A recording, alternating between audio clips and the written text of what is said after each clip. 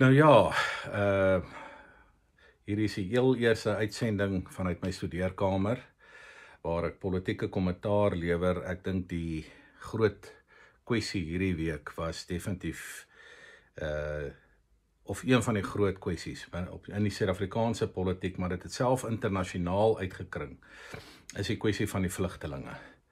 En wat het daar gebeur, want dit was Sondag aand wat die huurvlug 49 Afrikaners geneem het na die VSA. Sommige mense sê dit is 'n bietjie meer of 'n bietjie meer dalk 59, maar kom ek praat maar van die 49.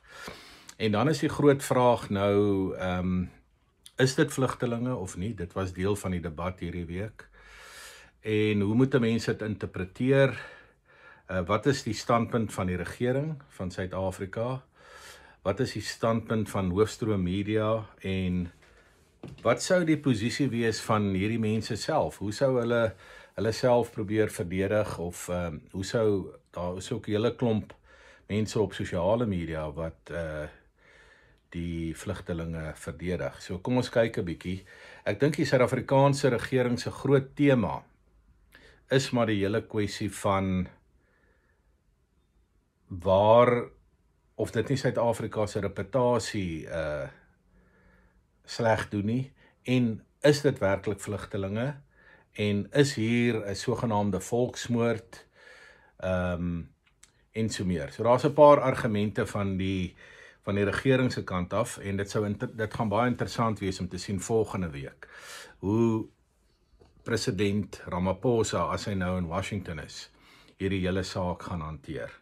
Want daar moet hy nou amptelik die Suid-Afrikaanse regering verteenwoordig. Nou, die teenargument is dat hierdie mense, baie van hulle het geweld aan die lyf gevoel.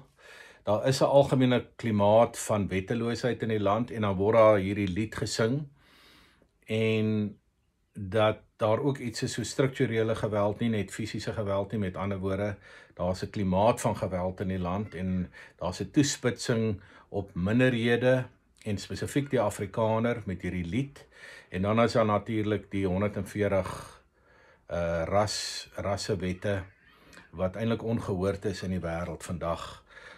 Dit het dalk 'n bepaalde rasioneel gehad, of 'n rasionaal in 'n sekere net na 94, maar of dit nog enigstens meriete het, is 'n oop vraag. En dit is iets wat definitief 'n sunset clause moes gehad het. Nou, wat is 'n sunset clause? Dat dit tot 'n einde moes gekom het, eintlik baie vroeër as dat ons nou nog daarmee besig is, 31 jaar na 94. So dis 'n komplekse storie. Mens sal maar dinge moet fyn dophou waarheen alles lei. Die Hoofstroom Media sal voortgaan, en ook sekere sosiale media kanale, mense wat dit baie sterk gaan veroordeel. Dan gaan daar sosiale media kanale wees, dalk minder Hoofstroom, wat dit in hierdie stadium baie sterk gaan verdedig. Binne die Afrikaanse wêreld is daar interessante verskille, maar ook baie verdediging van die posisie. En hierdie is 'n saak wat ons beslis nie gaan verlaat nie. Dit gaan hoog op die agenda wees, en ons kan maar hierdie ruimte baie fyn dophou in die volgende dae. Dankie.